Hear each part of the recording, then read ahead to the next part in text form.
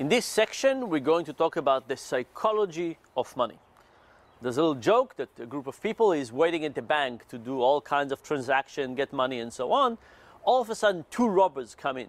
They point their guns, they try to rob the bank, they do all kinds of things. Unintentionally, one of them, as they move, puts his mask out. And all of a sudden, his face is visible. He puts his mask back on, and he turns to the person next to him and says, "Did you see my face?" The person says, "Yes." He shoots him dead. Turns to the next person, says, "Did you see my face?" The person says, "Yes." Shoots him dead. He turns to the third person, a woman, and he says, "Did you see my face?" And the woman says, "I did not, but my husband did." What is the psychology of money? When we think about money, money is all about opportunity cost. Every time we buy something, we buy a sandwich, it's about what we're not going to be able to do in the future. If we buy one thing, the money would come up from somewhere. But this opportunity cost is something that is very hard for us to envision, very hard for us to think about, very hard for us to actually realize the trade-off that we're making. So instead, what do we do as human beings? We look at all kinds of shortcuts, all kinds of other things that we could do with money to make us feel that we're making the right decision. This is why we do things like we care about the method of payment that we're using. We look at relativity. We look at relative prices. We do all kinds of other things that are not perfectly rational, but at least makes us feel that we're making the right decision. And my hope is that by the end of this section, you will not just better understand the psychology of money, you might actually be able to make slightly better decisions with your own money.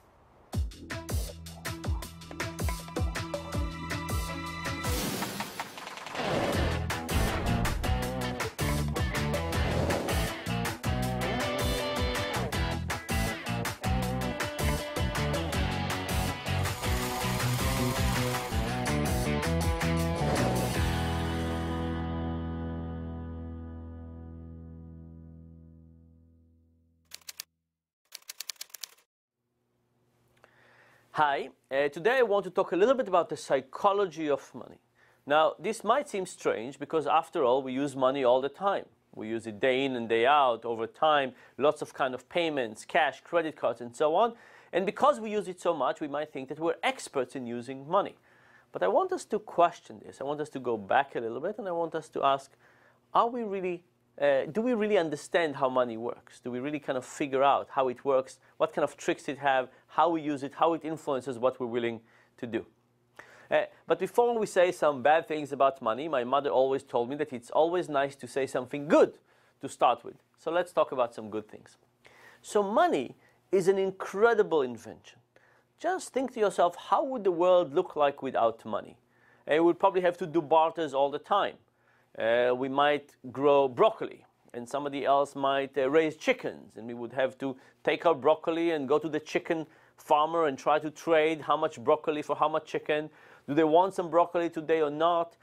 The world would be incredibly difficult if we had to do barters on a domain-by-domain, in a domain-by-domain way. Now, what does money do? Money creates a central mechanism that everything could be traded off with. We can trade broccoli for money and then money for chicken and so on and so forth. So now we don't need to worry about all of those exchanges. We could just do one exchange with money. So from that perspective, it's amazing to think about what an invention money has been and how it helps the market operate in a much more efficient and wonderful way. I think it's at the level of the wheel. Like it's such an important invention for society. Okay. So now that we've said something good about money, let's start examining the bad sides about money and all kind of the challenges that we have. So psychologically, what is money about and how should we think about money? Well, money is all about opportunity cost. Every time you spend $2.50 on a cup of coffee, what should you be thinking to yourself? You should be thinking about what else could you have done instead? Where's this money coming from? Would it have been best spent on a cup of tea today and a cookie tomorrow, assuming the tea and the cookie sum to the same amount?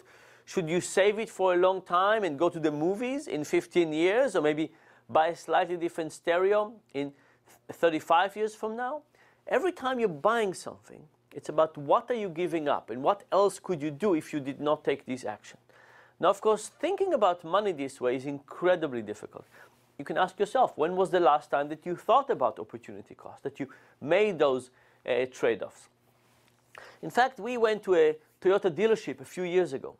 We went to a dealership and we got people who were just about to buy a new car.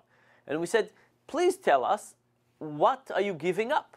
If you go ahead and buy this car, what would you not be able to do? And people gave us no answer. Why? Because nobody thought about it. We kind of stumped them. You know, what do you mean something would give up? But then we insisted. We said, hey, something will have to give up. What are you going to give up? And the most people would give us, the most they told us, is that they buy a Toyota, they can't buy a Honda. Which means that they made a substitution in the same time frame, in the same category. Now what people should have said is that this amount is equivalent to what I would have to give up by 2 weeks of vacation for the next 4 years and 700 lattes and 37 books. Something like that, that is across time and across many categories. But the fact is it's incredibly hard to work this way, so we don't. Now, there's another thing to think about money, which is the way that we have money functioning in our environment makes it more difficult. So imagine, for example, that I was in charge of your finances, and every week I would give you an envelope with cash. And this was the cash that you had to spend during that week, and you had nothing else. What would happen? In the beginning of the week, you would feel that you could pay for a cab and buy a sandwich and get beer and get a new shirt. But as the money, as the amount went down and down and down, you would realize your trade-offs to a higher degree. You would say, oh, if I buy this, I can't buy that, and the trade-offs would become much more clear. Now, that would work out if I gave you money for a week, and it would only probably really kick in the last few days. What if I gave you money for the whole year? Now it would be really difficult to think about this. Or what if the world looks like the current economy, in which I gave you credit cards, and I gave you student loans and mortgages and car payments. And now, in that environment, what would have been the horizon of your payment? You see, if you get an envelope with a fixed amount of money, that's your horizon. It's easy to see the cost and benefit. It's easy to see the trade-offs that you're making. But if you don't have a clear horizon, it's saving for retirement, not really clear how long I would live. I have all these student loans and I have this mortgage. The horizon is so unclear, the trade-offs that we're making are less clear. So the point is that we are supposed to be thinking about money in a trade-off analysis. We're supposed to think about the opportunity cost, or what's sometimes called the shadow value of price, the shadow value of money. But it's hard to do anyway, and the financial environment that we've created makes it even harder to think this way. So, what do we know in general? When people face a problem that is too difficult to compute, too difficult to figure out the right way, we take some shortcuts. We figure out other ways to do it, not the right ways, but at least some ways. And this is what I want to talk about next. This cartoon clearly indicates the idea of opportunity cost, not in the domain of money, but in another domain. It says, we found we really missed going to the theater and eating in nice restaurants, so we gave our kids away. And of course, kids are the ultimate opportunity cost. You get kids, there's lots and lots of things you can't do, but even with kids, many people don't think about it up front, about what they're going to give up. Here is one experiment that very elegantly illustrates this problem that we have with thinking about opportunity cost. So imagine that you were given a choice, and you said, would you prefer to buy a Sony stereo system for $700 or a Pioneer system for $1,000? And basically what you're being asked in this question is, how do you value the quality of the two stereos compared to the financial savings of $300? How much is the Pioneer better than the Sony, and how useful is the $300 for you? That's one setup. And in that particular setup, lots and lots of people chose the Pioneer system. In the second setup, it was given in a slightly different way. It says, would you like to pay $1,000 for the Sony stereo or $1,000 for the Pioneer stereo? But if you pay $1,000 for the Sony stereo, you also get $300 to spend on CDs and DVDs. Now think about it. This second phrasing, you take the same $300 you had before, when you only spent $700 on the Sony station, on the Sony stereo. But now this $300 goes only for CDs and DVDs. From a rational perspective, the second case is less appealing because the Sony includes $300 you can only spend on CDs and DVDs, where in the first case you could have taken these $300 and spent on anything else you want. But what happens?